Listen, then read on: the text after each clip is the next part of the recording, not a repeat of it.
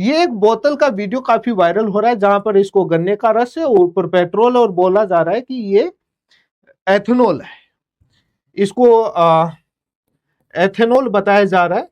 क्या इस तरीके से पेंदे में एथेनॉल जम सकता है पेट्रोल से अलग होकर के? इसका तकनीकी रीजन क्या है वो मैं वीडियो में बताऊंगा। जम सकता है, क्यों जम सकता है, क्या गुण है, क्यों जमेगा, वो तकनीकी रीजन भी मैं बताऊंगा। नमस्कार। एथेनॉल E20 पेट्रोल 2023 से पहले की पुरानी बाइक, कार सभी को कबाड़ बना देगा क्या? क्या 2023 और उससे पहले की मॉडल की बाइक और कार में क्या E20 पेट्रोल डाल सकते हैं? नितिन गडकरी जी ने एक वीडियो में, एक सभा में पुरानी गाड़ियों को लेकर एक बयान भी दिया है, वो भी सुनाऊंगा। मैंने हीरो वालों को ये बात कही कि आप जो पुरानी मोटरसाइकिल है उसको अगर आप कन्वर्ट कर देंगे तो पूरा 100% इथेनॉल में पेट्रोल पूरा बंद हो जाएगा। ये पेट्रोल का चेहरा ही नहीं देखना है हमको। हम तो इसको कब बंद करेंगे इसके पीछे लगे, क्योंकि पोल्यूशन भी है और आर्थिक समस्या है। अगर आपको संभव हुआ तो धीरे धीरे, अब तो इथेनॉल के पंप पुरी साहब ने बोल दिया सब खुल जाएंगे, हर पेट्रोल पंप पे इथेनॉल होगा। और इथेनॉल अगर होगा और पुरानी यूरो 6 इमिशन नॉर्म की गाड़ियों को छोटी सी किट के उसमें चेंजेस करके उसकी कॉस्ट आप ले लें कंज्यूमर से, और कंज्यूमर को चॉइस मिलेगा और वो भी गाड़ियां कन्वर्ट होगी, तो ये इतने बड़े प्रमाण पर होगा और इथेनॉल के प्रोडक्शन की कोई कमी नहीं है। एवरेज तो कम आएगा ही आएगा, लेकिन कई पार्ट अन्य भी खराब होंगे। वो पार्ट क्यों खराब होंगे? एथेनॉल की वो 7 गुण, वो प्रॉपर्टी जो इंजन के कई पार्ट खराब करता है, एवरेज तो कम करता ही है, लेकिन ये 7 वो गुण हैं जो इंजन के कई पार्ट को खराब करते हैं। इस वीडियो में इन 7 प्रॉपर्टी, इन गुणों पर तकनीकी आधार पर विस्तार से बताऊंगा कि क्यों खराब करता है, क्या टेक्निकल रीजन है, एविडेंस उसको तकनीकी रूप से वैज्ञानिक तरीके से साबित करके बताऊंगा। हवा में बातें नहीं करूंगा, क्योंकि मनुष्य के भी गुण होते हैं, उसी से उसका व्यवहार तय होता है, उसका सब कुछ तय होता है। वैसे ही इस एथेनॉल के ये गुण हैं, ये प्रॉपर्टी है, इसी से इसका सब कुछ तय होगा कि ये कितना अच्छा है, कितना बुरा है, और क्यों ये गाड़ियों के लिए, 2023 से पहले वाले गाड़ियों के लिए कितना नुकसानदायक है। बाद वाली गाड़ियों में भी प्रॉब्लम आ रही है, लेकिन पहले वाली गाड़ियों में क्यों प्रॉब्लम आ रही है? नितिन गडकरी जी कह रहे हैं कि पेट्रोल नहीं, हम तो डीजल में भी, हिंदी में लिख देते हैं, डीजल में भी मिलाएंगे 15% आइसोब्यूटेनॉल।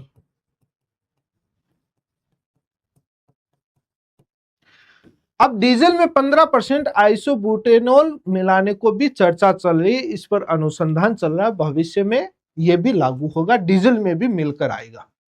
लेकिन इतने दिन एक काफी डिमांड सोशल मीडिया पर चल रही है, वो बहुत सही है कि पेट्रोल पंप पर नॉर्मल पेट्रोल भी मिलना चाहिए, E20 भी मिलना चाहिए, E85 भी, जिसकी जो इच्छा हो वो डलवा ले।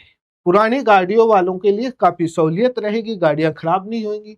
E20 के लिए जो बनी है गाड़ियां, उनमें ये डल जाएगा। आप जबरदस्ती तरीके से लागू नहीं करना चाहिए, काफी का ये डिमांड है। ये एक बोतल का वीडियो काफी वायरल हो रहा है जहां पर इसको गन्ने का रस है, ऊपर पेट्रोल, और बोला जा रहा है कि ये एथेनॉल है। इसको एथेनॉल बताया जा रहा है। क्या इस तरीके से पेंदे में एथेनॉल जम सकता है पेट्रोल से अलग होकर के? इसका तकनीकी रीजन क्या है वो मैं वीडियो में बताऊंगा। जम सकता है, क्यों जम सकता है, क्या गुण है, क्यों जमेगा, वो तकनीकी रीजन भी मैं बताऊंगा।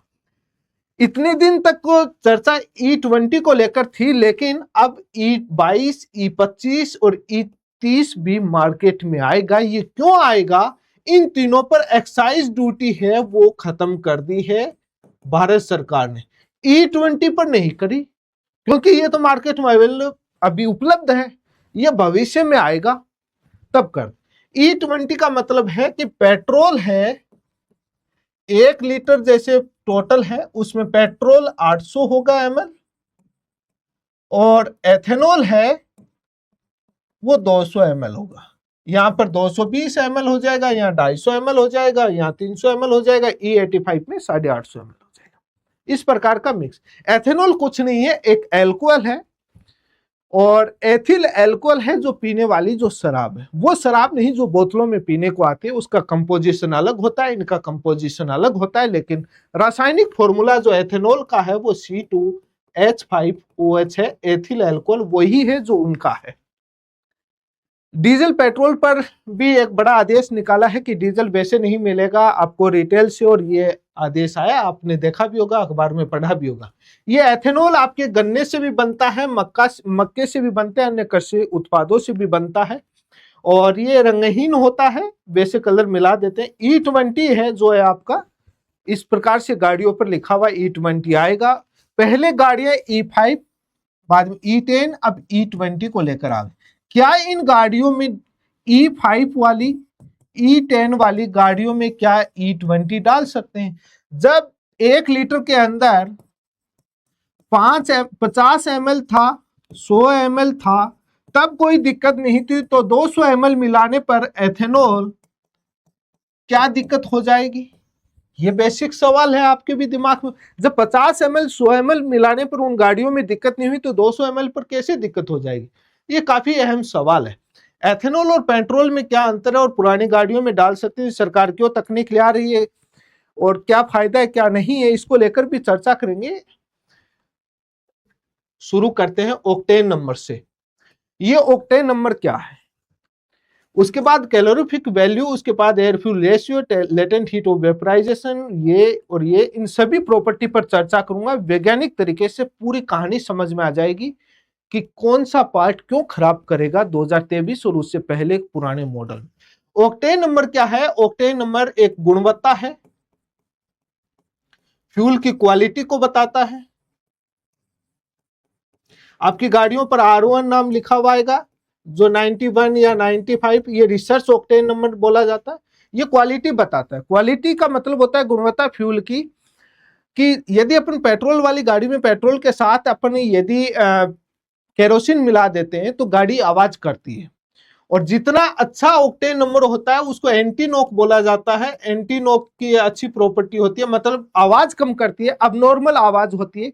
यानी पेट्रोल जब फ्यूल का एयर मिक्सर जब मिलकर के ऊपर से डालते हैं तब स्पार्क प्लग चिंगारी छोड़ता है, तो ऊपर से जलना शुरू होता है। कई बार क्या होता है कि फ्यूल नीचे से जलना शुरू हो जाता है, तब अब नॉर्मल अलग अलग इंजन में आवाज आती है, चलता है तब एक अलग ही प्रकार की आवाज आती है, ज्यादा आवाज आती है, रुक रुक के अलग प्रकार की आवाज आती है। तो वो ऑक्टेन नंबर, उसका मतलब ये होता है कि फ्यूल की क्वालिटी कम है, यानी ऑक्टेन नंबर कम है। और एथेनॉल की सबसे खासियत बात यह है कि ऑक्टेन नंबर अच्छा है, और पेट्रोल से ज्यादा ऑक्टेन नंबर है, इसलिए आवाज तो कम करेगा, ये इसकी अच्छी है, अच्छा गुण है और ये फायदेमंद है। लेकिन कैलोरीफिक वैल्यू वो है, कैलोरीफिक वैल्यू ये है कि 1 लीटर आप कोई भी पेट्रोल को जलाते, किसी भी पदार्थ को आप जलाते हैं, द्रव्य को जलाते हैं, तो उससे कितनी ऊर्जा मिलती है, और जब पेट्रोल की बात की जाए तो उसमें ऊर्जा कितनी मिलती है, हीट एनर्जी कितनी मिलती है, यह बताता है कैलोरीफिक वैल्यू। 1 किलो घी खाओगे कितनी एनर्जी मिलेगी, 1 किलो आटा खाओगे कितनी एनर्जी मिलेगी।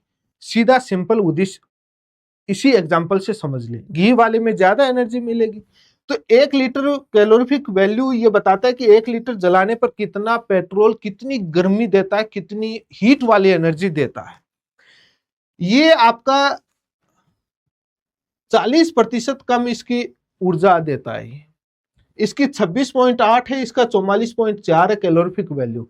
पेट्रोल ज्यादा ऊर्जा देता है और ये कम ऊर्जा देता है, और इससे ये हुआ 40% कम ऊर्जा देने से इसका जो एथेनॉल जिस गाड़ी में मिला होता है, E20 हो, E85 हो, उनका एवरेज यानी माइलेज कम हो जाता है। E20 वाली में 6 से 7% एवरेज कम होता है, और इसमें लगभग 30% एवरेज कम हो जाता है E85 वाले में। और ये इस वजह से एवरेज कम होता है क्योंकि उसकी कैलोरीफिक वैल्यू कम होती है, यानी उसकी ऊर्जा कम देता है जलाने पर। और इससे होगा क्या, जब कैलोरीफिक वैल्यू कम होगी, ऊर्जा कम देगा, एवरेज कम देगा, माइलेज कम देगा, तो जो गाड़ी की आप टंकी फ्यूल टैंक आप 10 दिन में फुल करवाते थे वो आपको 5 से 7 दिन में फुल करवाना पड़ेगा। पेट्रोल पंप ज्यादा खुलेंगे, रोजगार बढ़ेगा, ये कह सकते हैं अच्छी बात नहीं है वैसे, क्योंकि जो गाड़ी पेट्रोल पंप पर ज्यादा लाइन बढ़ेगी तो और पेट्रोल पंप खुलेंगे और आपको ज्यादा फ्यूल भरवाना पड़ेगा, क्योंकि जो पहले 10 दिन में टंकी खाली होती थी वो 5 से 7 दिन में हो जाएगी, क्योंकि एवरेज कम दे रहा है, ज्यादा फ्यूल भरवाना पड़ेगा। हर 5वें 6ठे दिन आपको टंकी फुल करवानी पड़ेगी, ये एक इससे वो लॉस है। अब इसका जो एयर फ्यूल रेशियो है, इस पर आने से पहले अपन इन दो प्रॉपर्टी पर, इन दो गुणों पर चर्चा कर लेते हैं। लेटेंट हीट ऑफ वेपराइजेशन, ये लेटेंट हीट ऑफ वेपराइजेशन क्या है? ये जो लेटेंट हीट है ये वाष्पन की गुप्त उष्मा है, वाष्पन की गुप्त उष्मा है ये लेटेंट हीट ऑफ वेपराइजेशन। ये latent heat of vaporization ethanol की ज्यादा होने से, और ये क्या करता है, इंजन के अंदर जो गर्मी होती है, जैसी पेट्रोल और एथेनॉल वाला मिला हुआ अंदर जाएगा, इंजन चल रहा है, अंदर से गर्मी है, उस इंजन की गर्मी को सोख लेता है, तो इंजन थोड़ा ठंडा हो जाएगा। ठंडा हो जाएगा तो इंजन को बाद में स्टार्ट करते हैं। जब शुरुआत में दिक्कत आती है कि जब इंजन के अंदर गर्मी होती है वो तो सोख लेता है, इंजन को स्टार्ट करते हैं तो ज्यादा किक मारना पड़ेगा, धक्का लगाना पड़ेगा, सुबह सुबह ज्यादा दिक्कत आती है, क्योंकि ये अंदर की गर्मी को सोख लेता है। सोखने से ज्यादा ठंडा हो जाता है, उसको गर्म करने के लिए, क्योंकि स्पार्क प्लग चिंगारी तब छोड़ेगा, पहले अपन किक मारते हैं, उससे पेट्रोल और जो फ्यूल होता है वो मिक्स, उसको दबाया जाता है, उसका दाब और तापमान बढ़ाया जाता है, प्रेशर और टेम्परेचर बढ़ाया जाता है, बाद में स्पार्क से प्लग से चिंगारी छोड़ी जाती है। जब गर्मी सोख लेगा तो उनको ताप और दाब ज्यादा बढ़ाना पड़ेगा और इंजन के स्टार्टिंग करने में प्रॉब्लम आएगी। ये लेटेंट हीट ऑफ वेपराइजेशन ज्यादा होने से एथेनॉल से ये समस्या आएगी। लेकिन वाटर एब्जॉर्प्शन क्या है? एथेनॉल में एक हाइग्रोस्कोपिक प्रॉपर्टी होती है। यह हाइग्रोस्कोपिक जो प्रॉपर्टी होती है ये कई काम करती है। जो मैंने शुरुआत में दिखाया था, एक इमेज दिखाई थी आपको, ये इस प्रकार से, ये एथेनॉल और पेट्रोल जब मिला हुआ हो और ये जब नमी सोख लेता है,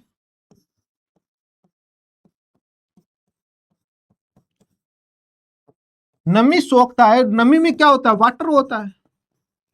जैसे ही इसकी प्रॉपर्टी हाइग्रोस्कोपिक होने से और ये नमी को सोखता है, नमी को सोखने से जिस प्रकार से ये एथेनॉल इसके बोतल के पैंदे में जमा हुआ है, वैसे ही क्या होता है, इसको बोला जाता है फेज सेपरेशन। यानी पेट्रोल से एथेनॉल अलग हो जाएगा और आपकी फ्यूल टैंक में जैसे ही फ्यूल टैंक खुला रह गया या बाद में उसमें नमी आ गई, ठंडा बारिश का मौसम, जैसे भी नमी आ गई उसके अंदर, एथेनॉल जाकर के फ्यूल टैंक के पैंदे में इस प्रकार से जमा हो जाएगा और पेट्रोल ऊपर रहेगा। और इस ऊपर रहने से आजकल गाड़ी के मोस्टली पार्ट एल्यूमिनियम अलॉय के बने हुए आते हैं, और उस एल्यूमिनियम अलॉय की वजह से कई ऐसे होंगे जो पार्ट के कोरोजन कर देगा और कई पार्ट को खराब कर देगा। वो कैसे, कौन सा पार्ट को खराब करेगा वो मैं बताता हूं आपको। एल्यूमिनियम के आपकी फ्यूल टैंक बना होता है, काफी फ्यूल की पाइप्स और कई चीजें बनी होती है। एल्यूमिनियम जब एथेनॉल के साथ मिलेगा और उसमें एल्यूमिनियम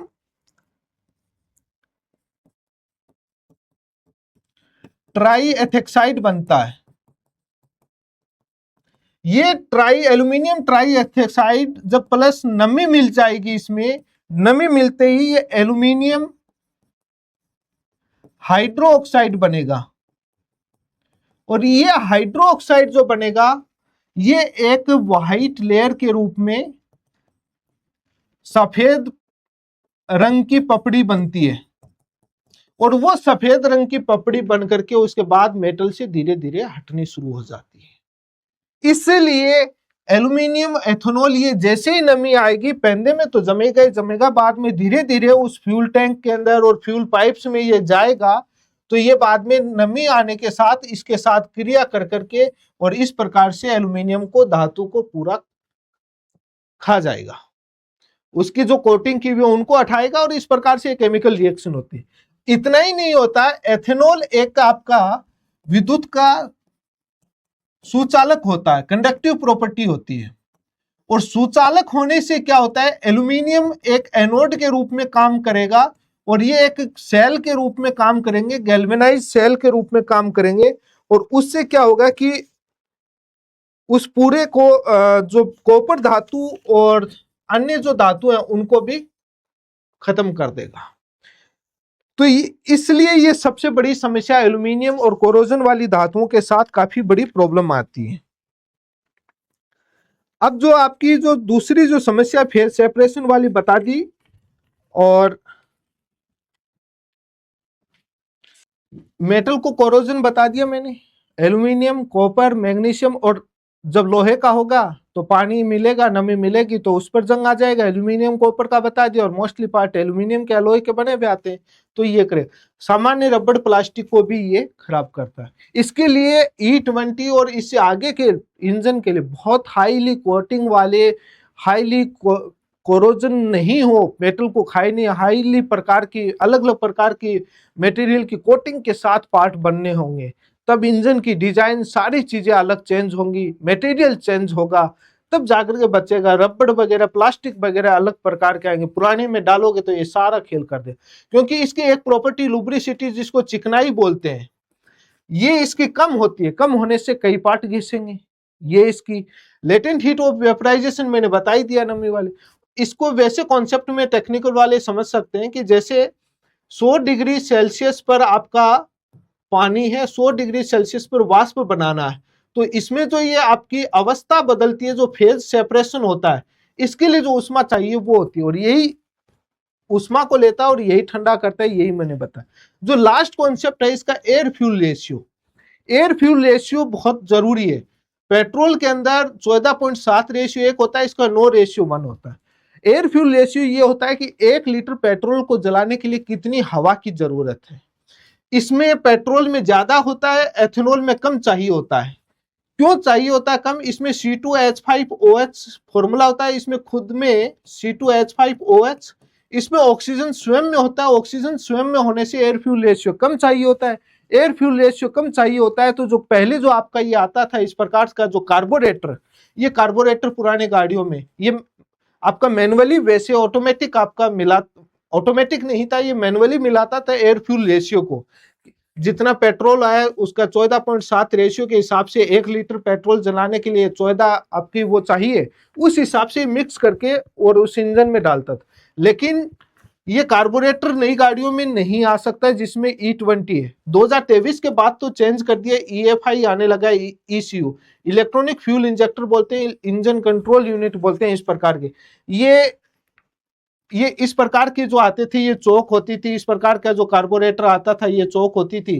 चौक को घुमाओ, हवा ज्यादा कम ले ली तो वो पुरानी गाड़ियों में और उनको खराब कर देगा। अब नई वाली गाड़ियों में तो इस प्रकार से इलेक्ट्रॉनिक तरीके से आ गया, इसमें सेंसर चिप होती है, कितना डालना है हवा, कितना भेजना है, सारा सेंसर से तय होता है। कितने E20 है, E85 है, कितना एथेनॉल है, उस हिसाब से तय होता है। तो ये नई वाली गाड़ियों में तो सबसे बड़ा इंजन की डिजाइन में ये चेंजेस करता है, और फ्यूल टैंक, फ्यूल पाइप्स और इन चीजों को, सारी चीजों को खराब कर देगा यदि ये चीजें डाली तो। उसका तकनीकी रीजन मैंने बताया, और ये रीजन आपके स्क्रीन पर है जो आप देख रहे हैं। आपको इन रीजन को स्वयं आप पढ़ सकते हैं, आपके कौन से पार्ट क्यों खराब करेगा और क्यों नहीं खराब करेगा। आप पॉज करके हर पार्ट के सामने उसका रीजन लिखा हुआ है, आप स्वयं पढ़ सकते हैं, हिंदी में लिखा हुआ है।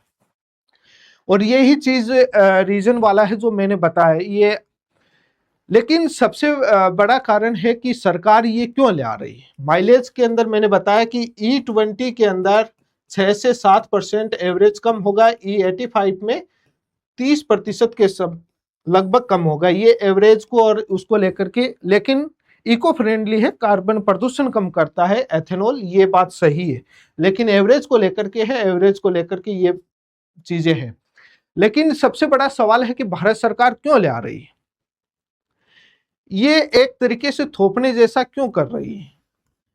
आम जनता को E20 E85 से क्या फायदा नुकसान? देखिए, जो गरीब किसान मजदूर है जो लगभग आपके 15-20 हजार रुपए कमाता है, वो सेकंड हैंड की गाड़ियां खरीदता है और मुश्किल से उसका काम चलाता है। जब इस प्रकार की उसके ऊपर E20 और ये थोपा जाएगा तो रोज उसकी गाड़ियां मैकेनिक के पास खड़ी रहेगी, परेशान होकर के बाद में नई गाड़ी लेगा। एक प्रकार से पुरानी गाड़ियों को स्क्रैपिंग में भेजा जाए और नई गाड़ियां मार्केट में आ जाएं, ऑटोमोबाइल कंपनियों का अच्छा बेनिफिट हो, वो कंपनियों की अच्छी बिक्री हो, सरकार को जीएसटी मिले और पुरानी गाड़ियों को रिप्लेस करने का एक अच्छा तरीका अपनाया गया है। क्योंकि यदि 2023 से पुरानी गाड़ियों में डाला जाएगा तो उसमें खराबी आएगी, उसमें सबसे ज्यादा कौन पीड़ित मारा जाएगा, शोषित होगा? जो गरीब मजदूर किसान जो लगभग 15-20 हजार रुपए 10 हजार रुपए जो महीने के कमाता है, जो मोटरसाइकिल लिए घूमता है, बाइक पुरानी सेकेंड हैंड, और वो उससे काम चलाता है, उसको मजबूर कर दिया जाएगा कि ये खरीदो, या बाद में मैकेनिक को पैसे देते देते वो थक जाएगा। नई गाड़ियों में भी प्रॉब्लम आ रही है, लेकिन उसमें इतनी नहीं है क्योंकि उनके पार्ट, डिजाइन, मटेरियल सब कुछ चेंज होकर आएगा। लेकिन E22 वाली में जिस प्रकार से सरकार एक नया कॉन्सेप्ट जो लेकर के आई है, ये आपका E22, 25, 30 पर जो एक्साइज ड्यूटी खत्म करी, इस हिसाब से ये भी आएगा। जब E20 वाली में आप E25, 30 डालोगे, उस हिसाब की डिजाइन से नहीं बनी तो उनमें भी समस्या आएगी। तो ऑटोमोबाइल इंडस्ट्री को तो फायदा ही फायदा है कंपनियों को, क्योंकि नए वाहन खूब बिकेंगे, सरकार को खूब जीएसटी मिलेगी। लेकिन जो ये शुरुआत में जो E5-10 में कोई दिक्कत नहीं थी, तो E20 में कैसे? देखिए, 50 ml 100 ml बहुत कम था, उसमें इतनी ज्यादा प्रॉब्लम नहीं होती थी, सहन हो जाता था। लेकिन 200 ml डायरेक्ट 100 का डबल हो रहा है तो प्रॉब्लम क्रिएट होगी। तो ये प्राइवेट कंपनियों को सबसे ज्यादा फायदा है। इसके नुकसान क्या क्या हो सकते हैं मैंने विस्तार से बता दिया। इसी के साथ आप सभी का बहुत बहुत धन्यवाद। चैनल पर पहली बार जुड़े हैं तो चैनल को सब्सक्राइब जरूर कीजिए, वीडियो को लाइक और शेयर जरूर कीजिए व्हाट्सएप, फेसबुक, सब जगह, क्योंकि इस वीडियो में बहुत ही वैज्ञानिक और तकनीकी तरीके से पूरा विस्तार से क्या कारण है, क्यों पार्ट खराब होंगे, विस्तार से समझाया जाएगा। इसलिए आप वीडियो को सभी जगह शेयर जरूर, वीडियो थोड़ा सा लंबा जरूर जाएगा लेकिन वीडियो को आप पूरा जरूर देखना।